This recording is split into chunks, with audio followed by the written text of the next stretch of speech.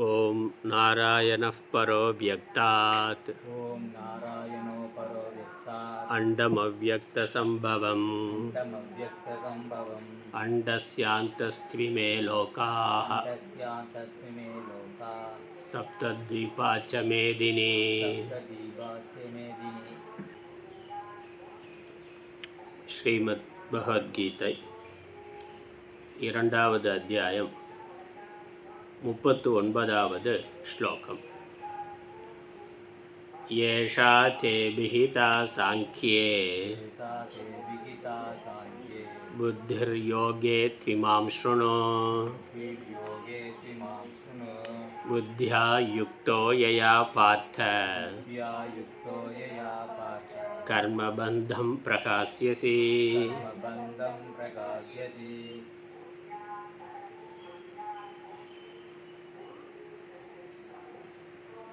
பகவான் ஸ்ரீகிருஷ்ணர்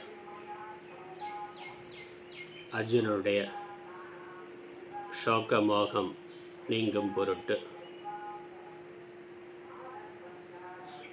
ஆத்ம ஞானத்தை உபதேசம் செய்கின்றார்.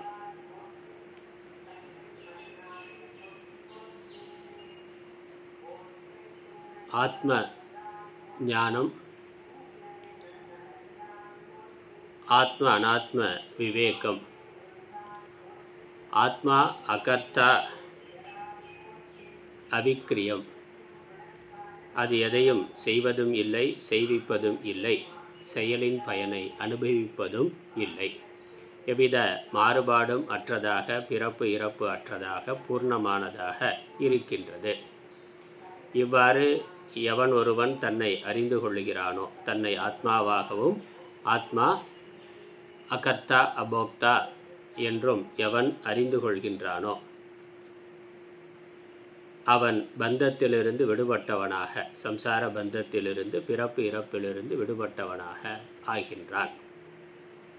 அதை அறியாதவர்கள் பிறப்பு இறப்புக்கு உட்பட்டு ஷரீரத்தையே நான் என்று கருதி அதற்கான சுக துக்கங்களில் விருப்பு வெறுப்பு கொண்டு பலவிதமான கர்மாக்களை செய்து அதனால் சம்சாரத்திலேயே இருக்கின்றார்கள். அஞ்ஞானிக்கு அவனுடைய துக்க நிவர்த்திக்கு கர்மாதான் சாதனமாக இருக்கின்றது. ஞானிக்கு ஆத்மா பூர்ணமானது என்று அறிந்து கொண்டதினால் எவ்விதமான கர்மாவுக்கும் அவசியம் இல்லாமல் இருக்கின்றது. இவ்வாறு உன்னை ஆத்மாவாக நீ அறிந்து கொண்டு உலக நன்மையின் பொருட்டு உன்னுடைய சுதர்மத்தை கடைபிடிப்பாயாக. இதுதான் பகவானுடைய உபதேசத்தினுடைய சாரம். இதை ரெண்டு மார்க்கமாக, ரெண்டு நிலைகளில், ரெண்டு விதமான வாழ்க்கை முறையாக பகவத்கீதை முழுவதும் பகவான் உபதேசம் செய்கின்றார். ஒன்று ஞான மார்க்கம் அல்லது சாங்கியம், இன்னொன்று யோக மார்க்கம்.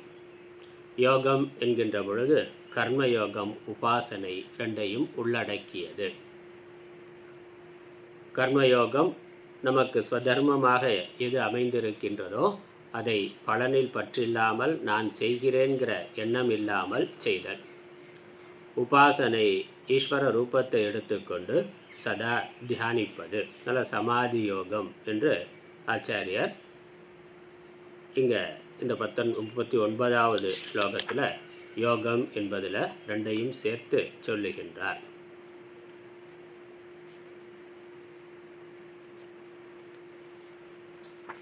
ஆகவே இரண்டு விதமான மார்க்கம். நேரடியாக ஞானம்தான் மோட்சத்தை தரும். அந்த ஞானத்தை பெறுவதற்கு ஒரு தகுதியானது, சித்த சுத்தி என்ற தகுதியானது தேவைப்படுகின்றது. அந்த சித்த சுத்தி என்ற தகுதியை கர்மயோகமானது தருகின்றது. அதனால் முதல் நிலையில் கர்மயோகம், இரண்டாவது நிலையில் ஞான யோகம்.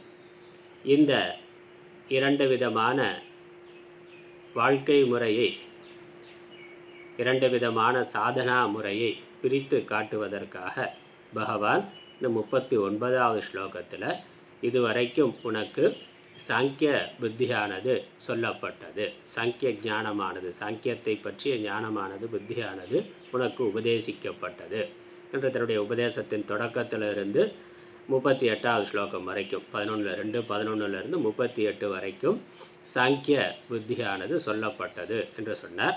சாங்கிய புத்தியை சொன்னதோடு உலக வியாபகாரிக திருஷ்டியிலும் நீ உன்னுடைய தர்மத்தை செய்வது உனக்கு ஸ்ரேயசையே உண்டு பண்ணும் என்று லௌகிக திருஷ்டியிலையும் சொன்னார். அதனால் பாரமார்த்திக திருஷ்டியில் தத்துவ ஞான திருஷ்டியில் உபதேசம் பண்ணார். அதுக்கப்புறம் லௌகிக திருஷ்டியிலும் தர்மத்தை செய்வது தான் சரியானது என்று உபதேசம் செய்தார். இதற்கப்புறம் யோக மார்க்கத்தை சொல்லத் தொடங்குகிறார். எந்த புத்தியுடன் கூடி நீ உன்னுடைய கர்மாவை செய்தால், உன்னுடைய சுதர்மத்தை கடைபிடித்தால் கர்ம பந்தத்திலிருந்து விடுபடுவாயோ அந்த புத்தியை பற்றிய அந்த யோகத்தை பற்றிய ஞானத்தை நான் உனக்கு உபதேசிக்கின்றேன். இல்லை, ஞான யோகத்துக்கும் கர்ம யோகத்துக்கும் இருக்கக்கூடிய ஒரு முக்கியமான வேறுபாடு, ஞான யோகத்தில் ஞானத்தை பற்றிய அறிவை அடைந்தால் போதுமானது, அதுக்கப்புறம் செய்வதற்கு ஒன்றும் இல்லை. ஏன்னா அறிவு அங்கே ஞானம் என்பது ஏற்கனவே சித்தமாக இருக்கக்கூடிய சத்தியமாக இருக்கக்கூடிய உண்மையை பற்றிய அறிவு, மெய்ப்பொருளை பற்றிய அறிவு. அதனால் அங்கே அறிந்து கொள்ளுதல் மட்டும் போதுமானது, அதற்கு மேலே செய்வதற்கு ஒன்றும் இல்லை. ஞான யோகத்தில் ஞானம் வந்தாலே முக்தியானது சித்திக்கும். ஏன்னா ஞானம் என்னது? ஆத்மா அகர்த்தா, நான் அகர்த்தா என்று ஒருவன் புரிந்து கொண்ட பிறகு செய்வதற்கு ஒன்றும் இல்லை. அதனால் ஞான யோகத்தை பற்றிய புத்தி, அதனால் சாங்கிய புத்தி, சாங்கிய புத்தின்னு சொன்னார். சாங்கிய யோகத்தை பற்றிய புத்தி, சாங்கியத்தை பற்றிய புத்தி, ஞானத்தை பற்றிய புத்தினா ஞானத்தை பற்றிய ஞான உபதேசமானது சொல்லப்பட்டது. ஞான விஷயத்தில் தத்துவ விஷயத்தில் உனக்கு உபதேசமானது செய்யப்பட்டது. அப்போ அந்த உபதேசத்தை கேட்டு புரிந்து கொண்டாலே பந்தத்திலிருந்து விடுதலையானது ஏற்படுகின்றது. ஏனெனில் பந்தம் என்பது அஞ்ஞான கல்பிதம், ஞானம் இல்லாதது தான் பந்தத்திற்கு காரணம். எப்போ ஞானம் வருதோ அப்பொழுது பந்த நிவர்த்தியானது ஏற்பட்டு விடுகின்றது. அதனால் இருள் இருக்கிற பொழுது நமக்கு பொருள் என்ன என்பது தெளிவாக தெரிவது இல்லை. இப்போ இருள் நீங்குனா பொருள் தானே விளங்கும். இருள் நீங்கிறதுக்கு என்ன? ஒளி வந்தால் போதுமானது. அதனால் ஒளி ஏற்படுகின்ற பொழுது இருளானது தானே நீங்கி விடுகின்றது. இருள் நீங்குகின்ற பொழுது பொருள் தானே விளங்குகின்றது. அதே மாதிரி ஆத்மாவை பற்றிய அஞ்ஞானம் அது நீங்குகின்ற பொழுது ஆத்மாவானது நன்கு விளங்குகின்றது. இங்கே கர்மயோகத்தை பொறுத்த வரைக்கும் கர்மயோகம்னா என்ன என்பதை அந்த புத்தியை அந்த ஞானத்தை உபதேசம் செய்கின்றார். அதை தெரிந்து கொண்ட பிறகு என்ன பண்ணணும்? கர்மயோகத்தை பண்ணணும். அதுக்கப்புறம் என்னால் கர்மயோகத்தில் ஞானத்திற்கு பிறகு அந்த கர்மாவை செய்ய வேண்டியது இருக்குது. இது வரைக்கும் அஞ்ஞானத்தோடு கூடி கர்மாவை பண்ணோம். அதனால் கர்த்திருவ புத்தி எனக்கு இது வேண்டும்ங்கிற சுயநலம் ஆசையானது இருந்தது. அதனால் கர்ம பலனில் பற்றோடு கர்மா பண்ணோம். அது கர்மாவில் இருக்கக்கூடிய பாவனை, கர்மாவுக்கான அடிப்படை நான் செய்கிறேங்கிற எண்ணம், எனக்கு இந்த செயலினுடைய பலன் வேண்டும்ங்கிற எண்ணம். இங்கு பகவான் உபதேசம் பண்ணுறது அந்த கர்மத்தை யோகமாக செய் என்று சொல்லுகின்றார். அதனால் கர்மாவில் மாற்றம் இல்லை, ஆனால் அதை செய்கின்ற அந்த பாவனை எண்ணத்தில் மாற்றம்.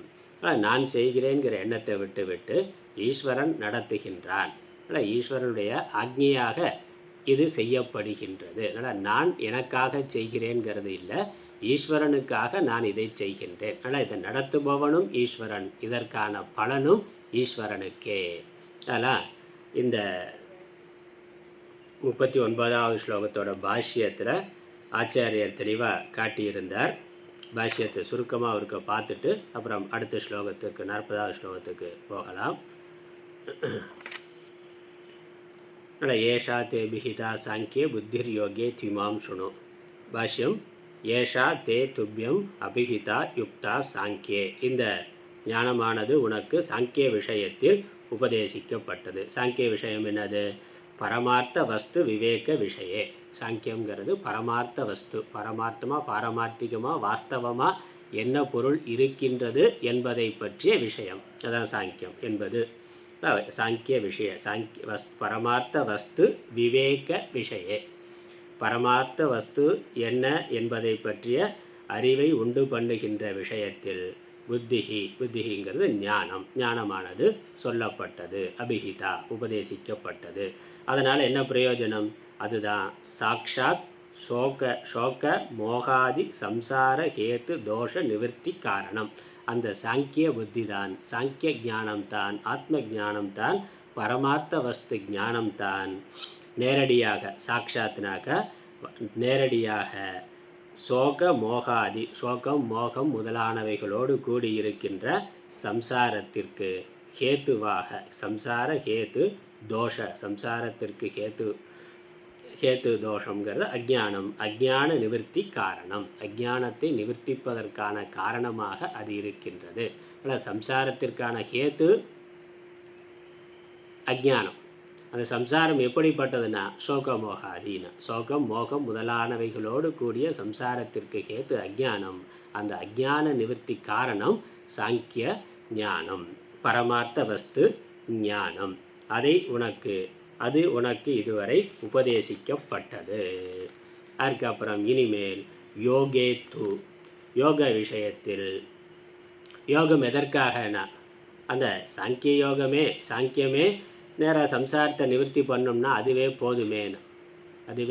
போதுமே. அப்புறம் யோகம் எதற்காக என்று கேட்டால் யோகேத்து தத் பிராப்தி உபாயே, அந்த சாங்கிய ஞானத்தை பெறுவதற்கான உபாயத்தில் நிசங்கதையா இது உதவி பண்ணுது. சாங்கிய ஞானத்தை பெறுவதற்கான தகுதியை கொடுத்து இது உதவி செய்கின்றது, அதுக்கான தயார்படுத்துகின்றது. எப்படி? நிசங்கதையா, பற்றினை நீக்குவதன் மூலமாக. இதுவரைக்கும் உலக சரீரத்தின் மேலேயும் உலக பொருள்கள் மேலேயும் உறவுகள் மேலேயும் இருக்கக்கூடிய அனாத்மா வஸ்துக்களில் இருக்கக்கூடிய பற்றுக்களை நீக்குதல் வாயிலாக, சங்க தியாகத்தை ஏற்படுத்துவதின் வாயிலாக. துவந்த்வ பிரகாண பூர்வகம், துவந்தம் இருமைகள், வெற்றி தோல்வி, இன்பம் துன்பம், புகழ்ச்சி இகழ்ச்சி, மானம் அவமானம், பிறப்பு இறப்பு, இப்படி இருக்கக்கூடிய எல்லா இருமைகளையும் விடுவதன் வாயிலாக, அவைகள் சத்தியமல்ல மித்யா பொய் என்று புரிந்து கொண்டு அவைகளை விளக்குவதன் வாயிலாக, விளக்கச் செய்வதன் வாயிலாக. அப்புறம் என்னன்னா ஈஸ்வர ஆராதனாத்தே கர்மயோகே, ஈஸ்வரனை ஆராதிப்பதன் பொருட்டு கர்மயோகே, கர்மயோகம்னா கர்ம அனுஷ்டானே, கர்மத்தை அனுஷ்டானம் செய்வதிலும். அதில் இதெல்லாம் எப்படி வருதுன்னா இந்த சங்க தியாகம் என்பதும் இருமைகளிலிருந்து விலகுதல் என்பதும் ஈஸ்வரனுடைய அனுகிரகத்தினால நடக்குது. அப்போ ஈஸ்வரனுடைய அனுகிரகத்தை பெறுவதற்காக கர்ம யோகமானது செய்யப்பட வேண்டும். அதனால் சார்புணர்ந்து சார்பு கெட ஒழுகின்னா, எல்லா பொருள்களும் எல்லா விஷயங்களும் இறைவனை சார்ந்திருக்கின்றன என்று புரிந்து கொண்டு மற்ற புறச்சார்புகள் விடுவதற்காக ஈஸ்வரனை பற்றி ஈஸ்வரன் சொல்லுகின்ற அறநெறியில் வாழ்வதன் மூலமாக சார்பானது போகும், தருகின்ற பிறப்பை தருகின்ற நோயானது நீங்கும்னா. அப்புறம் பற்றற்றான் பற்றினை, எதற்காகனா பற்று விடற்குனா, உலக பற்றுக்களை விடுவதற்காக பற்றற்ற இறைவனை பற்றி கொள்ள வேண்டும். இப்போ இந்த பற்று தான் நமக்கு சம்சாரத்தை தருகின்றது. பற்று நீங்கணும்னா அதற்கு ஈஸ்வர அனுகிரகம் வேண்டும். அதற்காக அதனால் ஈஸ்வர ஆராதனாத்தே, ஈஸ்வரனை ஆராதிக்கும் பொருட்டு கர்மயோகே கர்ம அனுஷ்டானே, அப்போ ஈஸ்வரனால் விதிக்கப்பட்டிருக்கின்ற அந்த கர்மாக்களை செய்தல். எதன் பொருட்டு? ஈஸ்வரன் பொருட்டாகவே செய்தல். அதனால் யோகம் கர்ம அனுஷ்டானே. அதுக்கப்புறம் சமாதி யோகேச்ச, அதனால் கர்மயோகம்ங்கிறதுல கர்ம அனுஷ்டானமும் சமாதி யோகமும் ரெண்டு இருக்குது. கர்மயோகம்ங்கிறது ஸ்வதர்மத்தை கடைபிடிக்கிறது, உலகியல் கர்மாக்களை வைதிக கர்மாக்களை பலனில் பற்றில்லாமல் செய்தல், அதனால் எல்லா செயல்களையும் முறையாக சரியாக செய்தல். அப்புறம் சமாதி யோகம்ங்கிறது உபாசனை பக்தி யோகம், ஜபம் தியானம் பாராயணம் முதலானவைகளை செய்தல். அதனால் பக்தி யோகம் சமாதி யோகம் மனதை சகுண பிரம்ம ஈஸ்வரனிடத்தில் லயமாக்குதல், ஒன்றாக்குதல், ஒருமுகப்படுத்துதல், சமாதி சித்தியை அடைதல். அதனால் ரெண்டுமே. அதனால் கர்மயோகம்ங்கிற பொழுது கர்மயோகம் சமாதி யோகம். ஏன்னா இந்த பகவத்கீதையில் பகவான் தெளிவாக ரெண்டு விதமான மார்க்கம்னு சொல்லிட்டார். கர்மயோகம் ஞான யோகம். சாட்சாத் நேரடியாக முக்தியை தரத்தக்கது. கர்மயோகம் ஞான யோகத்திற்கு தேவையான தகுதியை தரத்தக்கது. அதனால் ரெண்டும் சேர்ந்து தான் முக்தியை தருது. முதல்ல ஸ்கூலில் படிக்கிற பொழுது ப்ரைமரி, அப்புறம் ஹையர் செகண்டரினா. அப்போ நான் வந்து ப்ரைமரி வேண்டாம் நேராக ஹையர் செகண்டரி போகிறேன், நான் போக முடியுமாண்ணா? போக முடியாது. இல்லை ஹையர் செகண்டரி வேண்டாம், நான் ப்ரைமரியோடு நிறுத்திக்கிறேன். நான் அதோடு நிறுத்தி கொள்வது முழுமையானதாக இருக்காது. அதனால் கர்மயோகம் மட்டுமே நேரடியாக முக்தியை தரும் என்பது இல்லை. ஞானயோகமும் கர்மயோகமே செய்யப்படாமல் ஞானயோகமே நேரடியாக முக்தியை தருமானா? அது தராது. ஏன்னா கர்மயோகம் பண்ணி பக்குவம் வராமல் ஞானயோகத்துக்கே ஒருவன் போக முடியாது. பிரைமரி ஸ்கூலே படிக்காமல் ஹையர் செகண்டரி எப்படி போக முடியும்? அடிப்படை அறிவே இல்லாமல் உயர்கல்விக்கு செல்லுதல் என்பது சாத்தியம் இல்லை. அது மாதிரி அடிப்படை தகுதியே இல்லாமல் உயர்நிலைக்கு செல்லுதல் என்பது சாத்தியம் இல்லை. அதனால் நீட்டில் தேர்வு பாஸ் பண்ணலைன்னா, அதனால் நீட் தேர்வில் பாஸ் பண்ணாலே டாக்டரானா? டாக்டர் இல்லை. அப்போ நீட் தேர்வு வேண்டாமான்னா? இல்லை. அதில் போய் சேர்ந்து படிக்கிறதுக்கு முடியுமா முடியாதாங்கிறது தெரியணும்னா. அதனால் அதுக்கு ஒரு அடிப்படை தகுதியானது இருக்கணும். அதனால் ரெண்டும் சேர்ந்து தான். அதனால் ரெண்டும் முன்ன பின்ன இருக்கக்கூடிய சாதனம். கர்மயோகம் முதல்ல, பிறகு ஞான யோகம். அதனால் ரெண்டும் வேறு வேறுங்கிறதும் கிடையாது. ரெண்டும் தனித்தனி சாதனம்ங்கிறதும் இல்லை. ரெண்டும் ஒன்றுக்கொன்று மாறான சாதனம் என்பதும் இல்லை. ஒரே பாதையில் ரெண்டு நிலைகள். அதை புரிந்து கொள்ளணும். ஏன்னா இதிலெல்லாம் நிறைய வியாக்கியானக்காரர்கள், நிறைய குருமார்கள் இது மட்டும் போதும் அது மட்டும் போதும்னோ, அல்லது இது இல்லாமல் ராஜயோகம், பக்தி யோகம், சதுர்யோக பிரக்கிரியா அப்படின்னு பலர் சொல்லுகிறார்கள். 4 யோகங்கள்னா மோட்சத்திற்கு 4 யோகங்களும் பகவானதில் சொல்லப்பட்டிருக்கு. கர்மயோகமே மோட்சம் தரும், இல்லை ராஜயோகம்ங்கிற அஷ்டாங்க யோகம் அது மோட்சத்தை தரும், இல்லை பக்தி யோகம் மோட்சத்தை தரும், ஞான யோகமும் மோட்சத்தை தரும் என்றெல்லாம் கருதுகிறார்கள். அதெல்லாம் இல்லை, ஒரே மார்க்கம்தான். அது 2 நிலைகளில், ஆரம்ப நிலை கர்மயோகம், 2வது நிலை ஞான யோகம். அந்த கர்மயோகத்துக்குள்ள மற்ற எல்லாமே வேற என்னெல்லாம் யோகம் சொன்னாலும் அதெல்லாம் கர்மயோகத்துக்குள்ளே அடங்கிவிடும். அதான் ஆச்சாரியருங்க கர்மயோகேங்கிற பொழுது பகவான் வந்து யோக புத்தி நான் உனக்கு சொல்கிறேன்னு சொல்லிட்டேன். சாங்கிய புத்தியை இது வரைக்கும் சொன்னேன், இதற்கு மேலே யோக புத்தியை சொல்லுகிறேன்னு சொல்கிற பொழுது ஆச்சாரியார் கர்மயோகே கர்ம அனுஷ்டானே, அப்புறம் சமாதி யோகே சேனா, சமாதி யோகமும் கர்மயோகத்துக்குள்ளே அடங்கியது தான். ஏன்னா ஜபம் தியானம்ங்கிறது மானசம் கர்மா, மனதினால் செய்யப்படக்கூடிய கர்மா தான் ஜபம் தியானம், தாரணை தியானம் சமாதி எல்லாம் மனதை மையமாக கொண்டு செய்யப்படக்கூடிய கர்மா. உடலை மையமாக கொண்டு செய்யக்கூடிய கர்மா கர்மயோகம்.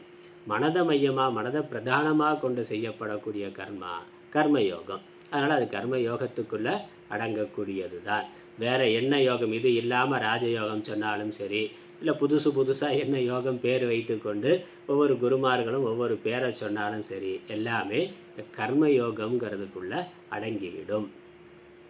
ஞான யோகம் தனி. ஞான யோகம்னாலே அது தத்துவ சாஸ்திரங்களை படிக்கிறது, பகவானுடைய உபதேசத்தை கேட்கிறது, புரிந்து கொள்வது, அதனுடைய தாத்பரியத்தை கிரகிக்கிறது, புரிந்து கொள்தல் என்பது தான். அதில் உபக்கிரம உபசம்ஹாரம்னு ஸ்ருதி ஷட்லிங்க தாத்பரிய நிர்ணயம் என்பது தான் ஞான யோகம். சாஸ்திரம் என்ன சொல்லுது என்பதை 6 விதமான லிங்கங்களின் மூலமாக நிர்ணயம் செய்தல் என்பது தான். அதெல்லாம் தெளிவாக புரிந்து கொள்ளணும். ஏன்னா ஞானம் மோட்சம் தருங்கிறதையும் சிலர் சொல்லுகிறார்கள். ஆனால் ஞானத்துக்கு என்ன வழினா, உட்காந்து தியானம் பண்ணு தானாக ஞானம் வரும்னா. அதனால் அதுவும் உண்டு. இந்த கர்மயோகமே பண்ணு, வேறு எதுவும் பண்ண வேண்டாம், தியானம் நேராக மோட்சத்துக்கு போயிடலாம் அப்படிங்கிறதும் உண்டு. இல்லை பஜனை பண்ணிக்கொண்டே இரு, பகவானுடைய அனுகிரகத்தினால மோட்சம் கிடைக்கும்னாலும் பகவானுடைய அனுகிரகம் எப்படி வரும்னா இப்படி கிரமமாக தான் வரும். அவர் நேரடியாக கொடுக்க மாட்டார், அந்த ஞானத்தின் கொடுத்து ஞானத்தின் வழியாகத்தான் பகவானும் மோட்சத்தை கொடுப்பார். ஆனால் கர்மயோகத்தை பண்ணாலும் அதுவும் பலனை எதிர்பார்க்காமல் பண்ணுற பொழுது சித்த சுத்தியை கொடுத்து ஞானத்தை கொடுத்து அதுக்கு குருவை அனுகிரகம் பண்ணி குரு மூலமாக ஞானத்தை கொடுத்து ஞானத்தின் வாயிலாகத்தான் மோட்சத்தை கொடுப்பார். அல்லது ராஜயோகம் பண்ணாலும் அங்கேயும் ஈஸ்வர அனுகிரகம் என்னென்னா ஞானத்தை கொடுக்கறது தான். அதனால் எந்த சாதனைகள் பண்ணாலும் அதனுடைய பலனை சித்த சுத்தி சித்த ஏகாக்கிரதா அப்படிங்கிற பிரயோஜனம் தான். அதன் மூலம் ஞானமானது கிடைக்கின்றது. அது நல்லா பண்ணுற பொழுது ஈஸ்வரோட அனுகிரகத்தினால ஞானம் ஒரு சில உபனிஷத்து படித்தா போதும், ஒரு வாக்கியத்தை கேட்டால் போதும் அப்படிங்கிறதெல்லாம் எளிமையாக இருக்குது. நிறைய நூல்கள் படிக்கணுங்கிறது நல்ல பக்குவம் இருந்தாக்க நிறைய காலம் நீண்ட காலம் நிறைய நூல்களை படிக்கணுங்கிற அவசியம் இல்லை. அதனால் ஞானமே இல்லாமல் மோட்சங்கிறது இல்லை. அப்படி இருந்தால் பகவானே ஈஸியாக சொல்லியிருக்கலாம். எதுக்கு 700 ஸ்லோகம் சொல்லணும்? சொல்ல வேண்டியது இல்லையே. பகவானுடைய உபதேசம் எதுக்கு இவ்வளவு பக்கமாக யுத்த காலத்தில் நின்றுட்டு அவர் சொல்லணும்? அவசியம் இல்லையே. ரொம்ப ஈஸியாக ஞானத்தை தொட்டு கொடுத்துட்டு போயிடலாமே. ஆனால் அப்படியெல்லாம் கொடுக்கல. அவர் தத்துவத்தை தான் எடுத்து சொல்லுகின்றார். அதனால் இதெல்லாம் தெளிவாக புரிந்து கொள்ளணும். இந்த கீதா பாஷ்யத்திலேயே இப்படி அநேக விதமான விளக்கங்கள் இருக்குது. பகவத்கீதை எடுத்து சொல்பவர்களே பலவிதமான விளக்கங்களை சொல்லுகிறார்கள். அதெல்லாம் சரியானது அல்ல. அதுதான் ஆச்சாரியர் இங்கே தெளிவுபடுத்துகிறார். அதில் பல மார்க்கங்கள்ங்கிறதும் இல்லை. அப்புறம் ஞான யோகம் என்பதும் சாஸ்திரங்களை படிக்கிறதுனால வரக்கூடிய ஞானம், அதை கேட்கறதுனால, சிரவணம் பண்ணுறதுனால, மனனம் பண்ணுறதுனால வரக்கூடிய ஞானம் தான் ஞான யோகம். அதனால் சிலர் கர்மயோகம், பக்தி யோகம், ராஜயோகம்ங்கிறத விட ஞான யோகமும் சொல்லி ஞானம் மோட்சம் தரும். ஆனால் ஞானம் எப்படி வரும்னா தியானம் பண்ணிகிட்டு இருந்தால் வரும், இல்லை வேறு ஏதோ கர்மாவை பண்ணால் வரும்னு அதுவும் இல்லை. ஞானம் சாஸ்திர விசாரத்தின் வாயிலாகத்தான் வரும். அதெல்லாம் தெளிவுபடுத்தி கொள்ள வேண்டும். அதனால் கர்ம அனுஷ்டானம் யோகேங்கிற பொழுது கர்ம அனுஷ்டானே சமாதி யோகேச்ச இமாம் அனந்தரம் ஏவ உச்சியமானும் புத்தியும் சுணு. இனிமேல் சொல்ல போகின்ற அந்த யோகத்தை பற்றிய புத்தியை உனக்கு சொல்வாயாக. அதனால் 3, 4, 5 அத்தியாயங்களில் கர்மயோகத்தை பற்றி சொல்கிறார். அதுக்கப்புறம் 6வது அத்தியாயத்தில் சமாதி யோகத்தை பற்றி சொல்லுகின்றார். அதனால் அடுத்த அத்தியாயங்களை பார்த்தோம்னாக்கா 3, 4, 5 கர்மயோகம் விரிவாக வருது. 6வது அத்தியாயத்தில் சமாதி யோகம். அதுக்கப்புறம் ஈஸ்வரனுடைய அனுகிரகத்தினால தான் அது நடக்குங்கிறதுனால ஈஸ்வரனுடைய ஸ்வரூபம் 7வது அத்தியாயத்திலிருந்து 12வது அத்தியாயம் வரைக்கும் சொல்லப்படுகின்றது. அதுக்கப்புறம் 13வது அத்தியாயத்தில் திரும்ப சாங்கிய யோகத்தை சொல்லிட்டு அதுக்கப்புறம் இந்த 2க்கும் கர்மயோகம், பக்தி, உபாசனை, ஞானம் இதற்கும் அடிப்படையான தகுதியை பெறுவதற்கான சம்பத்துக்கள், குணங்கள், தெய்வீக குணங்கள், சத்துவ குணம் என்பதெல்லாம் 13வது 14வது அத்தியாயத்திலிருந்து 17வது அத்தியாயம் வரைக்கும் குணத்துக்கு முக்கியத்துவம் கொடுத்து சொல்லுகின்றார். அது இதுக்கெல்லாம் அடிப்படை. ஆனால் கர்மயோகம், உபாசனை, ஞானம் எல்லாத்துக்கும் அடிப்படையாக இருக்கக்கூடிய எல்கேஜி யூகேஜி பாடம் என்னென்னா குணங்கள், சத்குணங்கள், நற்பண்புகள். அதை இறுதியில் 14லிருந்து 17 வரைக்கும் சொல்லிட்டு 18ல் அத்தியாயத்தை சொன்ன விஷயங்கள் எல்லாம் தொகுத்து சொல்லி நிறைவு செய்கின்றார். அதனால் இதுதான் பகவத்கீதையுடைய விஷயம் என்பது தெளிவாக இருக்கணும். அது ஆச்சாரியர் அங்கங்கே காட்டிக்கொண்டே வருகின்றார். ஆனால் இப்போ இந்த முதல் விஷயமான ஞான யோகம் நிறைவு பெற்றது. இந்த 40வது ஸ்லோகத்திலிருந்து கர்மயோகத்தை பற்றி சொல்லுகின்றார். அதுலேயும் முதல்ல கர்மயோகத்தை அதனுடைய பெருமையை, அதன் மேலே ஈடுபாடு வரணும் என்பதற்காக அதை புகழ்ந்து சொல்லுகின்றார். அதனால் இந்த 2வது வரியிலேயே 39வது ஸ்லோகத்தில் 2வது வரியிலேயே இந்த யோக புத்தியை பற்றி புகழ்ச்சி இருக்கின்றது. தம் புத்திம் ஸ்தௌதி பிரரோச்சனார்த்தம். அந்த புத்தியை, அந்த யோக புத்தியை புகழ்கின்றார். எதற்காக? அதில் ஈடுபாடு வர வேண்டும் என்பதற்காக, தூண்டுவதற்காக. என்ன புகழ்ச்சி? அந்த கர்ம யோகமானது, இந்த யோகத்தை பற்றிய அறிவானது உனக்கு கர்ம பந்தத்திலிருந்து விடுதலையை கொடுக்கும். புத்தியா யயா யோக விஷயா யுக்தக. யோக விஷயத்தோடு எந்த புத்தியானது யோகத்தோடு கூடியிருக்கிறதோ, யோகத்தை பற்றியதாக இருக்கின்றதோ அந்த புத்தி கர்மபந்தம். கர்ம ஏவ தர்ம அதர்ம ஆக்கியக பந்தக கர்மபந்தக. கர்மமாகிய பந்தத்திலிருந்து தம் பிரகாசியசி விடுபடுவாய். அந்த கர்மமாகிய பந்தத்திலிருந்து நீ விடுபடுவாய். அப்போ எந்த யோகத்தோடு கூடிய புத்தியை அடைவதால் நீ கர்ம பந்தத்திலிருந்து விடுபடுவாயோ? எப்படி விடுபடுவாய்னா அதை சொல்கிறார். அதெல்லாம் முக்கியமான வார்த்தைகள். ஆச்சாரியருடைய பாஷ்யத்தில் ரொம்ப முக்கியமான வார்த்தைகள். ஈஸ்வர பிரசாத நிமித்த ஞான பிராப்தேகே. எப்படி விடுபடுவாய்னா கர்ம பந்தத்திலிருந்து விடுபடுவாய்னா இந்த கர்ம யோகத்தை செய்கிறதுனாலே பந்தத்திலிருந்து விடுபடுவாய்ங்கிறது இல்லை. கர்மயோகம் என்ன பண்ணுது? ஈஸ்வர பிரசாதத்தை கொடுக்குது. அந்த ஈஸ்வர பிரசாதத்தின் வாயிலாக ஈஸ்வர பிரசாத நிமித்த ஞான பிராப்தேகே. ஈஸ்வர பிரசாத நிமித்தத்தினால கிடைக்கக்கூடிய ஞான பிராப்தியினால் கர்ம பந்தத்திலிருந்து நீ விடுபடுவாய். ஈஸ்வரனுடைய அனுக்கிரகத்தினுடைய நிமித்தத்தினால், ஈஸ்வர அனுக்கிரகத்தினால் கிடைக்கக்கூடிய ஞானத்தை அடைவதினாலே நீ கர்ம பந்தத்திலிருந்து விடுபடுவாய்.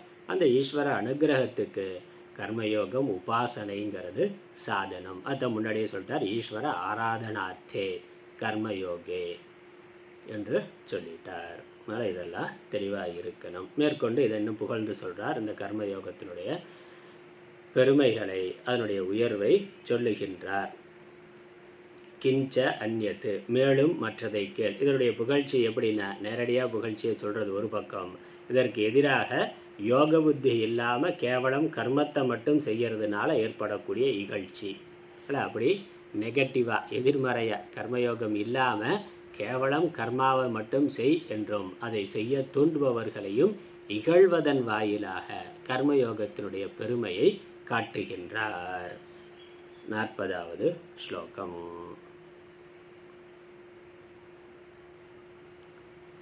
நேகாபிக்ரமணாசோஸ்தி பிரத்யவாயோ ந வித்யதே ஸ்வல்பமப்யஸ்ய தர்மஸ்ய த்ராயதே மகதோ பயாத். நேகாபிக்ரமணாசோஸ்தி பிரத்யவாயோ ந வித்யதே ஸ்வல்பமப்யஸ்ய தர்மஸ்ய த்ராயதே மகதோ பயாத்.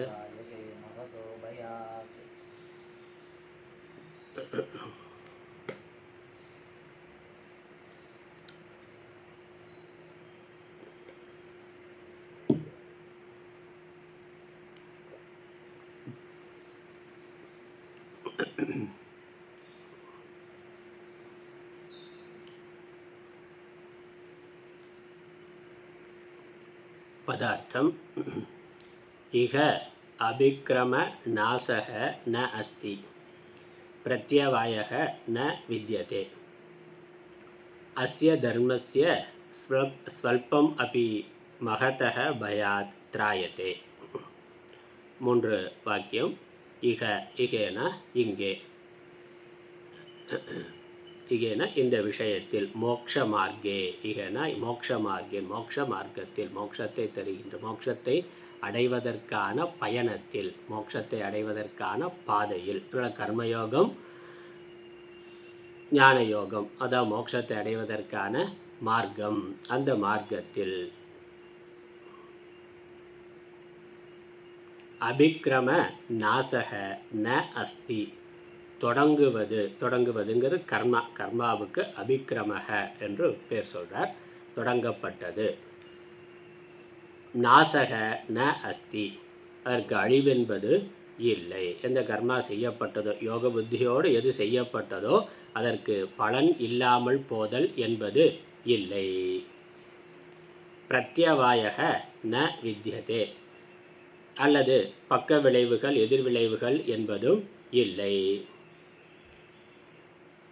அஸ்ய தர்மஸ்ய ஸ்வல்பம் அபி மகதः பயாத் த்ராயதே, இந்த தர்மத்தினுடைய சிறிதும், அந்த தர்மத்தை இந்த கர்மயோகமாக செய்வதில் சிறிய பகுதியும் சிறிதும் கொஞ்சம் கர்மயோகமாக செய்தாலும் கூட மகதः பயாத் த்ராயதே, மிகப்பெரிய பயத்திலிருந்து இது விடுவிக்கின்றது. மிகப்பெரிய பயம் பிறவியாகிய பயம்தான். ஜனன மரண பயத்திலிருந்து விடுவிக்கின்றது. அப்படின்னா இது பிரவாத நிலையை கொடுக்கின்றது, மோட்சத்தை தரத்தக்கது. இதில் செய்யப்படக்கூடிய சிறிய முயற்சியும் கூட அது மோட்சத்திற்கு சாதனமாக ஆகின்றது. கர்மாவையும் கர்ம யோகத்தையும் ஒப்பிட்டு சொல்கிறார். கர்மாவை செய்கின்ற பொழுது அதனுடைய பலனில் மாறுபாடானது இருக்கும். நிச்சயமான பலன்கிறது கர்மாவில் கேரண்டி கிடையாது. கண்டிப்பாக இந்த பலன் கிடைக்கும்னு கர்மாவில் உத்தரவாதம் கொடுக்க முடியாது. கிடைக்கலாம், கிடைக்காமல் போகலாம், குறையாக கிடைக்கலாம், மிகுதியாக கிடைக்கலாம், எது வேணாலும் இருக்கும். அதனால் அனைகாந்திகம் என்று சொல்கிறார், பல முடிவுகளை கொண்டது. ஆனால் கர்ம யோகத்தில் ஒரே முடிவு, நிச்சயமாக அது அதற்கான பலனை கொடுக்கும். அதுக்கப்புறம் இதில் இந்த கர்மாவை செய்கின்ற பொழுது சில பக்க விளைவுகளும் உண்டு. கர்மாவை பண்ணுற பொழுது அதில் சில பக்க விளைவுகளும் உண்டு.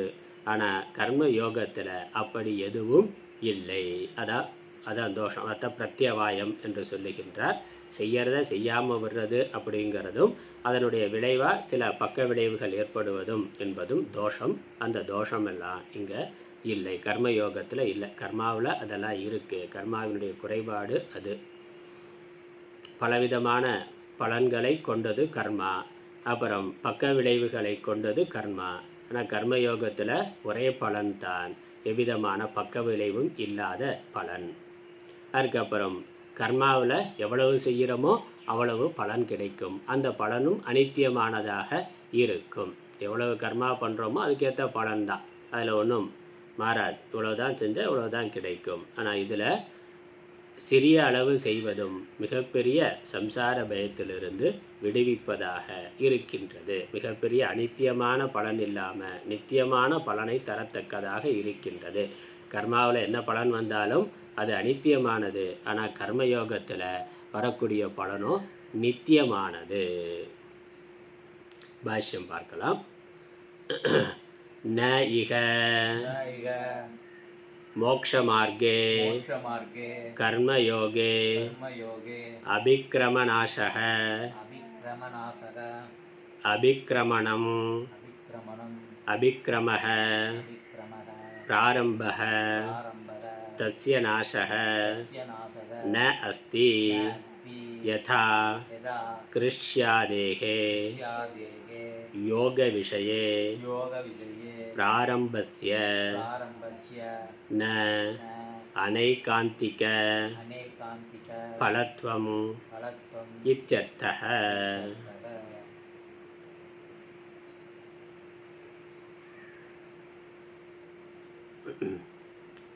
ந இக, நங்கிறது பின்னாடி ந அஸ்தி அப்படிங்கிறதுல அங்கே போகுது. நாசக ந அஸ்தி அப்படிங்கிறதோட ந போயிடும். அதனால் இக, இகனா இங்கே, இங்கேனா எங்கே, இந்த மோட்ச சாதனையில், மோட்ச மார்க்கே. அதனால் இகங்கிறதுக்கு மோட்ச மார்க்கே, மோட்சத்தை லட்சியமாக கொண்ட ஆன்மீக பாதையில். அதனால் புருஷார்த்தத்தில் தர்ம அர்த்த காம மோட்சம்னு சொல்கிறோம். யார் மோட்சத்தை விரும்புகின்றார்களோ அந்த மோட்ச மார்க்கத்தில் பயணப்படக்கூடியவர்களுக்கு. அதனால் மற்ற அர்த்த காமத்தில் இருக்கிறவர்களுக்கு கர்மம் சாதனம். அதில் மற்ற லௌகிக்க சுகம், இகலோக பரலோக சுகத்தை அடைய விரும்புகிறவர்களுக்கு அது ஸ்வர்க்க மார்க்கம் அல்லது லௌகிக்க மார்க்கம். அந்த மார்க்கத்தில் கர்மாங்கிறது சாதனமாக இருக்கின்றது. அங்கேயும் கர்மா உபாசனை, அதுலேயும் ரெண்டும் இருக்குது. அதனால் கர்மான்னு சொல்கிற பொழுது கர்மா உபாசனை ரெண்டுமே பலனை கருதியதாக இருக்கிற பொழுது அது இகலோக பரலோக பலனை தருவதாக இருக்கின்றது. அதனால் லௌகிக்க பலன், அது லௌகிக்க மார்க்கம். இங்கே பரம புருஷார்த்தமான மோட்சத்தை லட்சியமாக கொண்டவர்களுக்கு கர்ம யோகம்ங்கிறது சாதனையாக, கர்ம யோகமும் ஞான யோகமும் சாதனையாக இருக்கின்றது. அதனால் மோட்ச மார்க்கே, இந்த மோட்ச மார்க்கத்தில் பிரவர்த்தித்தவர்களுக்கு, மோட்ச மார்க்கத்தில் கர்மயோகே அபிக்ரமணக. மோட்ச மார்க்கேனா என்னது, கர்மயோகம்ங்கிறதையும் தெளிவாக சொல்லிட்டார். அபிக்ரம நாசக, அபிக்ரம நாசம்னா அபிக்ரமணம், அபிக்ரமணம்னா அபிக்ரமக, அபிக்ரமகன பிராரம்பக, பிராரம்பகன தொடங்குதல், ஆரம்பம் தொடக்கம் அப்படின்னா கர்மா என்பது.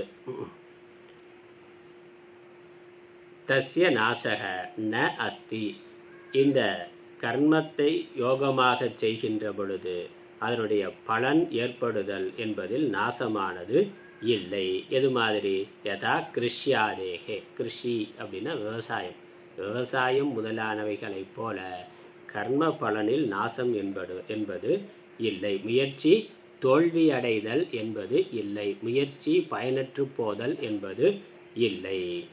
அதனால் பிராரம்பகன தொடக்கம் அப்படின்னு அர்த்தம். முயற்சியினால் நம்ம செய்கின்ற செயல். விவசாயம் முதலானவைகள் என்ன நடக்குது, அங்கேயும் முயற்சி பண்ணி ரொம்ப கஷ்டப்பட்டு விவசாயம் பண்ணுறான். ஆனால் அந்த பலனானது நிச்சயமாக அவர் விரும்பின அளவுக்கு பலன் கொடுக்கலாம், அல்லது கொஞ்சம் கூடுதலாகவே விளைச்சல் வரலாம், குறைவாகவும் விளைச்சல் வரலாம், அல்லது கிடைக்காமலும் கூட போகலாம். அதிக மழை பெய்யுது, இல்லை மழையே இல்லாமல் போகுது. இப்படியான முயற்சிகள் வீணாதல் என்பது கர்மத்தில் உண்டு. ஏன்னா கர்மங்கிறது பலவிதமான நிபந்தனைகளுக்கு உட்பட்டு ஏகப்பட்ட கண்டிஷன்ஸ் இருக்குது கர்மாவை பண்ணுறதில்ல. அதில் ஏதாவது குறைபாடு வந்தால் அது பலனை பாதிக்கும். அதனால தான் க்ஷமா பிரார்த்தனையெல்லாம் அப்புறம் வச்சுக்கிறோம். ஏதாவது மந்திரலோபம், தந்திரலோபம், கிரியாலோபம் இதெல்லாம் விட்டு போனாலும் நீ கொடுக்குற பலனை முழுசாக கொடுத்துருன்னா அப்படி ஒரு பிரார்த்தனையை அங்கே கடைசியாக போட்டு வச்சுருக்குறாங்க. ஏதாவது நம்ம ஏன்னா எல்லாத்தையும் அறகுறையாக தான் பண்ணுவோம். முழுசாக பண்ணுறதுங்கிறது ரொம்ப கடினமான ஒன்று. அதனால் திரவிய லோபம் வரலாம், இல்லை கர்மாவை பண்ணுறதுல லோபம் வரலாம், ஸ்ரத்தையில் லோபம் வரலாம், கிரியையில் லோபம் வரலாம். ஏதோ ஒன்று குறைபாடு வந்தால் அதனுடைய பலனிலும் அதனுடைய தாக்கமானது இருக்கும். அதனால் கூடுதலாகவோ குறைவாகவோ எதிராகவோ பலன் கிடைக்கும். அதனால் அதில் நாசங்கிறது கர்மாவினுடைய நாசம், கர்ம பலன் விளைதல் என்பதில் நஷ்டமானது ஏற்படுகின்றது எங்கள் விவசாயம் முதலானவைகளில். ஆனால் அதே தொழிலானது யோகமாக செய்யப்படுகின்ற பொழுது அது பலனை தராமல் போவது இல்லை. ஏன்னா இங்கே பலன் என்பது லௌகிக்க பலன் கிடையாது. அதே கர்மாவை தான், அதே விவசாயம் முதலானவைகள் அல்லது யுத்தம் முதலானவைகளை அவரை பண்ணார்னா, க்ஷத்திரனாக இருந்தால் யுத்தத்தை பண்ணுறார், வைஷ்யனாக இருந்தால் விவசாயம் முதலானவைகளை பண்ணுறார், பிராமணனாக இருந்தால் வேத அத்தியனம் பண்ணுறார். இப்படி எதை பண்ணாலும், இல்லை சூத்திரனாக இருந்தால் மற்ற லௌகிக்க காரியங்களை பண்ணுகின்றார். எதை பண்ணாலும் இந்த யோகமாக பண்ணுகின்ற பொழுது அவர் லௌகிக்க பலனை விரும்புவது இல்லை. லௌகிக்க பலனில் ஏற்றத்தாழ்வுகள் வரலாம், ஆனால் இவருடைய விருப்பம் சித்த சுத்தி என்பது தான். அந்த சித்த சுத்திங்கிற பலனானது நிச்சயமாக கர்ம யோகத்தினால அவருக்கு ஏற்படும். அதனுடைய ரிசல்ட்டு, அந்த முயற்சியானது தோல்வி அடைந்தாலும், லௌகிக்கமாக அது தோல்வி அடைந்தாலும் அதனால் கிடைக்கக்கூடிய அந்த மன தூய்மையானது விருப்பு வெறுப்பு இல்லாமல் செய்கிறது, அல்லது ஈஸ்வர ஆராதனமாக கர்மாவை பண்ணுறதுனால கிடைக்கக்கூடிய மன தூய்மை என்பது நிச்சயமாக கிடைக்கும். நல்லா சொல்லப்போனால் வெற்றி அடைகிறது கூட தோல்வி அடைஞ்சால் நல்ல வைராக்கியமானது கிடைக்கும்னா, பரிபூர்ண வைராக்கியமானது முயற்சி தோல்வி அடைகின்ற பொழுது அதனுடைய பலனாக இவருக்கு கிடைக்கின்றது. வெற்றி அடைஞ்சாக்க அதனுடைய பலனை அதுவும் ஈஸ்வர பிரசாதமாக எடுத்துக்கொண்டு தொடர்ந்து தன்னுடைய கர்மாவை செய்கின்றார். ஆனால் இந்த மன சமநிலைங்கிற பலனானது கண்டிப்பாக கர்மயோகத்தில் இவருக்கு வந்தாகும். அது கிடைக்காம போவதற்கு வாய்ப்பே இல்லை. அதனால் அதில் நாசம் என்பது இல்லை. முயற்சியினுடைய நாசம் என்பது கர்மயோகத்தில் இல்லை. இவளை எவ்வளவு பக்தி ஸ்ரத்தையோடு பண்ணுறாரோ, ஈஸ்வர ஆராதனமாக பண்ணுறாரோ, அந்த அளவுக்கு அதற்கு சித்த சுத்திங்கிற பலனானது நிச்சயமாக கிடைக்கின்றது. ஏன்னா இது புற விஷயங்களை சார்ந்ததல்ல, ஈஸ்வர அனுகிரகத்தை சார்ந்தது. அதனால் ஈஸ்வர அனுகிரகம் அதில் எவ்விதமான குறைவும் இருக்காது. அதனால் கண்டிப்பாக கிடைக்கும். அப்புறம் யோக விஷயே பிராரம்பஸ்ய ந அனைகாந்திக பலத்துவம் இத்தியர்த்தக. கிருஷி விவசாயம் முதலானவைகளில் பல முனைகளை கொண்ட பலனானது உண்டு. யோக விஷயத்தில் ஒரே பலன் தான் சித்த சுத்தி. அதை கூட அவர் எதிர்பார்க்காம பண்ணுறார். அனைகாந்திக பலத்துவம் என்பது யோக விஷயத்தில் இல்லை என்று சொல்லுகின்றார். அனைகாந்திகம்னா ஏகாந்தம், ஏகாந்தம்னா ஒரு முடிவு, அந்தம்னா முடிவு, ஏகம்னா ஒன்று, ஏகாந்தம்னா ஒரே முடிவு, நிச்சயம் அர்த்தம். நிச்சயமாக இந்த ஒரு விளைவு என்பது. அனைகாந்திகம் அப்படின்னாக்கா பல முடிவுகள், பல முனைகள், பல முடிவுகள். ஏக்கம்ங்கிறதுக்கு ஆப்போசிட் அநேகம், அது அனைகாந்திகம் என்று வருது. ஏகாந்தம், அநேகாந்தம், அப்புறம் அனைகாந்திகம் என்று. இப்போ பல முனைகளை கொண்ட முடிவு என்னது? அதான் சொன்னே, விரும்பின பலன் வரலாம், மேலே வரலாம், குறைவாக வரலாம், நேர் எதிர்மாறாகவும் வரலாம். பலவிதமான வாய்ப்புகள் உண்டு கர்மாவில். அந்த முடிவு ஏற்படுறதில், விளைவு ஏற்படுறதில் பலவிதமான வாய்ப்புகள் உண்டு. எல்லோருக்கும் எல்லா செயல்களும் அவர்கள் விரும்பிய அந்த ஒரே மாதிரியான பலனை தருவது இல்லை. ஆனால் அதனால் ந அனைகாந்திகம்னா இப்படி இல்லாமல் ஒரே முடிவாக இருக்கின்றது. ஒரே முடிவு என்னது? கர்மயோகத்தில் சித்த சுத்திங்கிறது தான். அதனால் அந்த சித்த சுத்திங்கிற பலனானது நிச்சயமாக அவருக்கு கிடைக்கும். அதனால் கர்மயோகத்துக்கு எத்தனை விளைவுனா ஒரே விளைவு தான் சித்த சுத்தி என்பது, அல்லது ஈஸ்வர அனுகிரகம் என்பது. ஆனால் கர்மாவுக்கு பல முடிவுகள், பல வாய்ப்புகள் இருக்குது. அதனால் பின்னாடி கர்மயோகத்தை பற்றி விரிவாக வர்ணிக்கிற பொழுது பார்க்க போகிறோம். அங்கே பகவானே சொல்ல போகிறார். அதனால் அங்கே பார்க்கலாம். அதுக்கப்புறம் அடுத்த விஷயம். அதனால் இது ஒரு கர்மயோகத்தோட ஒரு சிறப்பு, நிச்சயமான பலனை தரத்தக்கது. ஆனால் கர்மா அனிச்சயமான நிச்சயம் இல்லாத பலனை கொண்டது. கர்மா நிச்சயம் இல்லாத பலனை கொண்டது. கர்மயோகமானது நிச்சயமான பலனை கொண்டது. அதுக்கப்புறம் கிஞ்ச அடுத்த வரி. கிஞ்ச ந அபி சிகித்சாவத் பிரத்யவாயः வித்யதே. இந்த பிரத்யவாயம்ங்கிறது ஒரு தோஷம். அது பின்விளைவு, பக்க விளைவு இதெல்லாம் சொல்கிறதுனால சிகித்சாவத்துன்னு உதாரணம் கொடுக்குறார். ஒரு நோய்க்கு மருத்துவம் பார்க்கிற பொழுது ஒரு மருந்து எடுத்துக்கொண்டு அதற்கு பக்க விளைவுகள்லாம் இருக்கே. அதனால் விபரீத பலன் என்பது இங்கே இல்லை. விபரீதமான பலன் அல்லது பக்க விளைவாக இன்னொரு பலன் ஏற்படுதல் என்பது அதான் தோஷம். அதில் இருக்க சிகிச்சையில் இருக்கக்கூடிய தோஷம். ஒரு பிரச்சனைக்காக மருத்துவம் பார்க்க போனால் அது பல பிரச்சனைகளை கொண்டு வருகின்றது. அதுக்கு தான் அதனால் எல்லா மருத்துவத்திலையும் அது இருக்குது. ஆனால் அதற்கு மாற்று மருந்து அதுக்கு இன்னொன்று கொடுப்பான். அவ்வளோதான். ஒரு மாத்திரை தலைவலின்னு போனால் 4 மாத்திரை கொடுக்குறான். என்னன்னாக்கா இதை சாப்பிட்டா ஒரு பலன், அதோட சைடு எஃபெக்டாக இன்னொன்று வரும், அதை சமன்படுத்துறதுக்காக இன்னொரு மாத்திரைனா, அப்புறம் அதோட சைடு எஃபெக்டை சரி பண்ணுறதுக்காக இன்னொரு மாத்திரைன்னு 4 மாத்திரை கொடுக்குறான். இங்கே ஆயுர்வேத சித்த மருத்துவம் போனாலும் அனுபானம் இதோட கலந்து சாப்பிட்றதுங்கிறதெல்லாம் சொல்கிறாங்கல்ல. அதை அப்படியே சாப்பிட்றதோட பாலில் கலந்து சாப்பிடுங்க, தேனில் கலந்து சாப்பிடுங்க, வெந்நீரில் சாப்பிடுங்க அப்படிங்கிறதெல்லாம் சொல்லுகிறார்கள். எதற்கு? அதனுடைய பக்க விளைவுகளை, மாற்று விளைவுகளை சரி பண்ணுறதுக்காக. இப்போ வைத்தியம் முதலானவைகளில் மற்ற எல்லா உலக காரியங்கள்லையும் ஒரு தோஷமானது உண்டு. எல்லா கர்மாவிலையும் தர்மத்தை கடைபிடிக்கிறதுலையும் தோஷம் உண்டு. விவசாயம் பண்ணுறதுக்காக நிலத்தை உழுகிறார்னா அதில் நிறைய புழு பூச்சி எல்லாம் இருக்குது. அதெல்லாம் தான் செத்து போகுது. என்ன பண்ணுறது? அது வருதில்ல, அது ஒரு தோஷம் தானே. ஒரு உயிரை கொள்றதா தானே ஆகுது. அப்புறம் மருந்து அடிக்கிறார். மற்ற வெட்டுக்கிளி இது மாதிரியான பூச்சிகளால் அந்த பலன் கெட்டு போயிடக்கூடாதுங்கிறதுக்காக மருந்து அடிக்கிறார். அதுக்கப்புறம் களைகளை பிடுங்குகிறார். இதெல்லாம் கர்மாவில் பண்ண வேண்டியிருக்கு. விவசாயம் பண்ணுற பொழுது அது எல்லாம் சேர்ந்து தான் பண்ணணும். இப்போ விவசாயங்கிற ஒரு நல்ல தொழிலாக இருந்தாலும் அதில் அறுவடைங்கிற லாபம் வருது.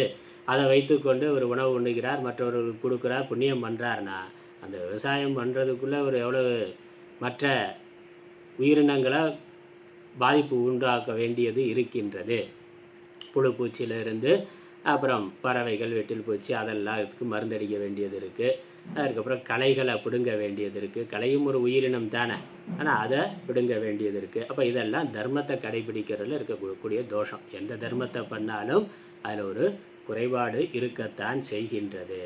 ஆனால் அதே தர்மத்தை, அதே கர்மாவை கர்மயோகமாக பண்ணுகின்ற பொழுது அவர் அங்கே புண்ணியத்தையோ பாபத்தையோ எதையும் எதிர்பார்க்கலை. ஆகவே அவர் விரும்புகின்ற அந்த சித்த சுத்திங்கிற பலனானது நிச்சயமாக அவருக்கு கிடைக்கின்றது. வேறு சைடு எஃபெக்ட் ஒன்றும் வர்றது இல்லை கர்மயோகத்தில். ஏன்னா ஈஸ்வரன் கொடுத்த கட்டளையாக ஈஸ்வரனுடைய திட்டப்படி அவர் அதை செய்கின்றார். தன்னுடைய திட்டம் இல்லை, நான் செய்கிறேங்கிற எண்ணம் இல்லை, ஈஸ்வரனுடைய திட்டம், அதை இவர் செய்கின்றார். ஒரு கருவியாக இருந்து செய்கின்றார். அதனால் ஏதாவது சைடு எஃபெக்ட் வந்தாலும் அது யாருக்குன்னா அது அவருக்கு.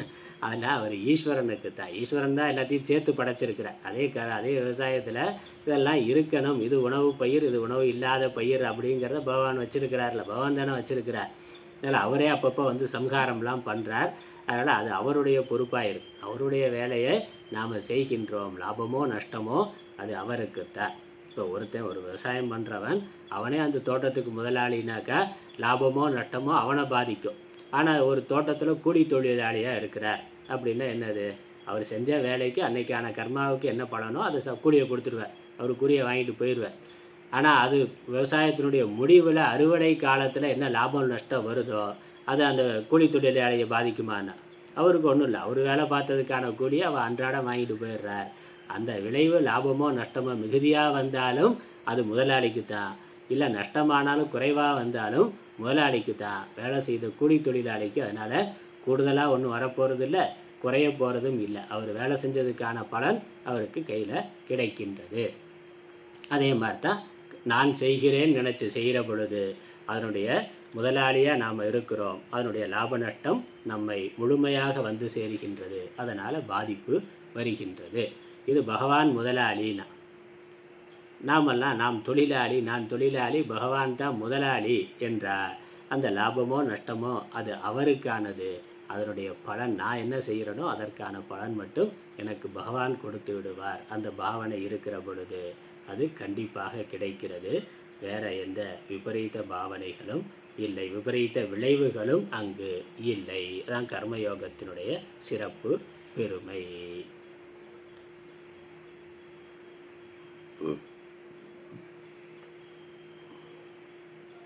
அதுக்கப்புறம் அடுத்த வரி, கிந்து பவதி ஸ்வல்பமபி அஸ்ய யோக தர்மஸ்ய அனுஷ்டிதம் த்ராயதே ரக்ஷதி மகதः சம்சார பயாத் ஜன்ம மரணாதி லக்ஷணாத். கிந்து மேலும் இன்னொரு பலன் என்ன என்றால், இன்னொரு பெருமை கர்மயோகத்தோட இன்னொரு சிறப்பு என்றால் என்ன என்றால், ஸ்வல்பமபி கொஞ்சமாக சிறிதளவாக இருந்தாலும் சிறிது அனுஷ்டித்தாலும் இந்த யோக பாவனையோடு சிறிது கர்மாவை செய்தாலும் அஸ்ய யோக தர்மஸ்ய ஸ்வல்பம் அப்படின்னு அர்த்தம். இந்த யோக தர்மத்தை சிறிதளவு யோக பாவனையோடு தர்மத்தை சிறிதளவு செய்தாலும் அனுஷ்டிதம் செய்தாலும் கடைபிடித்தாலும் திராயத்தே அது காப்பாற்றுகின்றது. திராயத்தேனா ரக்ஷதி, ரக்ஷதி காப்பாற்றுகிறது. எதிலிருந்து? மகதக பயாத், என்ன பயம்? சம்சார பயம், சம்சாரமாகிய பெரும் பயத்திலிருந்து காப்பாற்றுகிறது. சம்சாரமாகிய பயம் என்னது? சம்சாரம்ங்கிறது என்னன்னா ஜன்ம மரணாதி லக்ஷணம், ஜலக்ஷணாத், ஜன்ம மரணாதி லக்ஷணாத் சம்சார பயாத் ரக்ஷதி. ஜன்மம் மரணம், பிறப்பு இறப்பு, பிறப்பு இறப்பு என்று சுழற்சியாக வருகின்ற அந்த இருமைகளிலிருந்து காப்பாற்றுகிறது. அதனால் அல்பமாக சிறிதளவு செய்கின்ற கர்மயோகமும் கூட சித்த சுத்திங்கிற பலனை கொடுத்து ஞானத்திற்கு தகுதியாக்கி ஈஸ்வர அனுகிரகத்தை பெறச் செய்து அதன் வாயிலாக குரு சாஸ்திர உதவியோடு ஞானத்தை பெற்று மோட்சத்தை அடையச் செய்கின்றது. பிறவியிலிருந்து விடுதலையை செய்கின்றது, பிறவாத நிலையை கொடுக்கின்றது. 3 பலன். இதில் நிச்சயமற்ற பலன்கிறது இல்லை, கண்டிப்பாக கர்மயோகத்தில் நிச்சயமான பலன் உண்டு. அப்புறம் விபரீதமான பலன் என்பதும் இல்லை. சிறிய முயற்சியும் பெரிய பலனை தரத்தக்கது. ஆனால் கர்மாவில் அப்படி இல்லை, எவ்வளவு முயற்சி பண்ணுறோமோ அவ்வளவுதான் பலன் கிடைக்கும், அதற்கு மேலே கிடைக்காது. அவ்வளோதான் பலன் கிடைக்கும், அதுவும் உடனே கிடைக்குங்கிறது இல்லை. அந்த புண்ணியம் எப்போ வேலை செய்யுதோ, அந்த கர்ம பலன் அடுத்து எப்போ செயல்பட தொடங்குகிறதோ அப்போ தான் அந்த பலன் வந்து சேருமே ஒழிய உடனடியாக அது கிடைக்காது.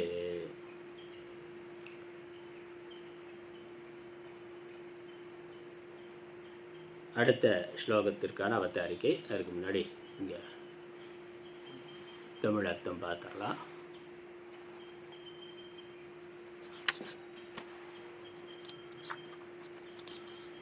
யோகமே அபாயம் இல்லாத வழி. கர்மத்தை அனுஷ்டித்தல் அவசியம் என்பதற்கு காரணம் 60வது பக்கத்தில் 40வது ஸ்லோகத்துக்கான அவதாரிக்கை. கர்மத்தை அனுஷ்டித்தல் அவசியம் என்பதற்கு இன்னும் ஒன்று காரணம் உண்டு. போனதில் ஒரு காரணம் சொன்னார், கர்ம பந்தத்திலிருந்து விடுவிக்கும் அப்படின்னு காரணம் சொன்னார். அதுக்கப்புறம் எப்படி அப்படிங்கிறதுக்கான விளக்கமாக இது இருக்குது. இன்னும் சில காரணங்களும் உண்டு. இதில் முயற்சி பாழாகாது, குற்றம் வராது. இந்த தர்மத்தின் சொற்பமும் கூட ஒருவனை பெரிய பயத்தினின்றும் காக்கின்றது. முக்திக்கு வழியாயுள்ள இந்த கர்மயோகத்தில் வேளாண்மை முதலியவற்றில் போல முயற்சி பழுதுபடுகிறது இல்லை, முயற்சி வீணாதல் என்பது இல்லை. யோக விஷயத்தில் செய்யும் பிரயத்தனம் பயன் தவறுவது இல்லை. அப்படின்னா நிச்சயமான பலனை கொடுக்கும். அபிக்கிரமக என்பதற்கு நிச்சயம் அப்படின்னு அர்த்தம். நிச்சயமான பலனை கொடுக்கும்.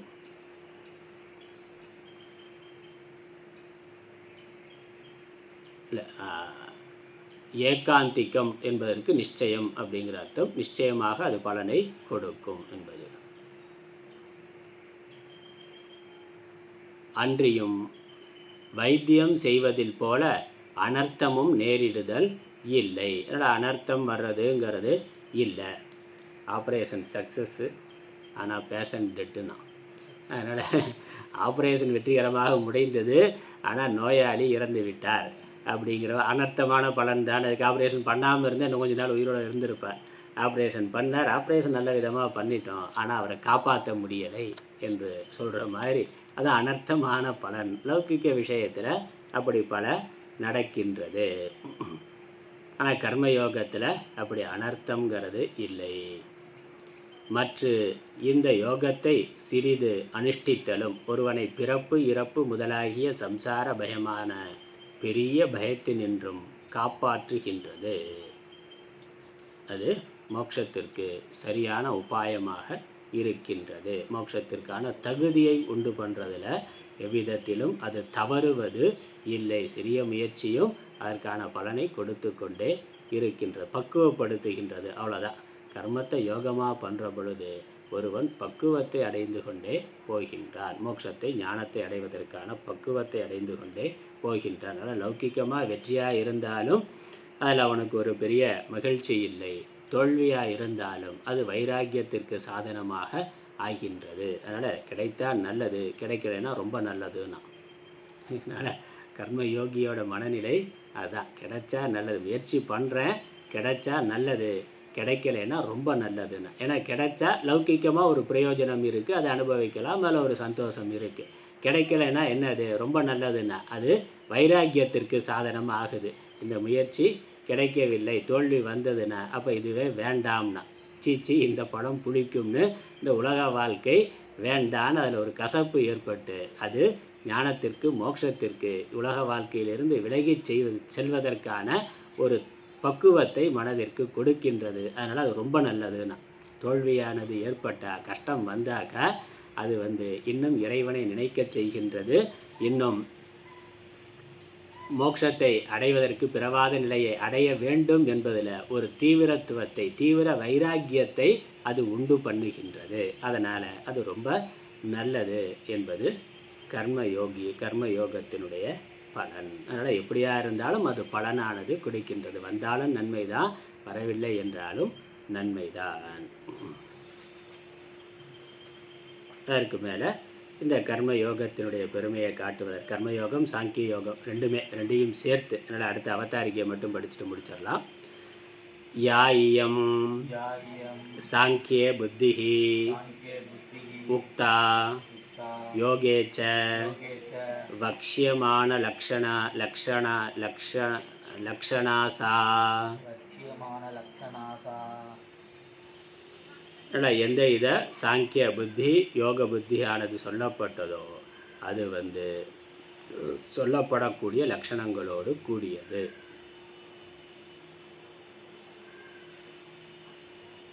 அந்த புத்தியானது அது இந்த கர்மத்துக்கு வேறானதுன்னு சொல்லி ஒரு எதிர்மறையான விஷயத்தை சொல்லி காட்டுகின்றார். நம்ம நாளை வகுப்பில் தொடங்கலாம். ஓம் பிரபன்ன பாரிஜாத்தாய தோத்ரவேத்ரைக்கபாணயே ஞானமுத்ராய கிருஷ்ணாய கீதாமிருததிஹே நமः. ஓம் ஈஸ்வரோ குருராத்மேதி முத்யுபேத விபாகினே व्योमवत्याप्तदेहाय दक्षिणामूर्तये नमः. ओम पूर्णमदः पूर्णमिदं पूर्णात् पूर्णमुदच्यते पूर्णस्य पूर्णमादाय पूर्णमेवावशिष्यते. ओम शांति शांति शांति. हरि ओम.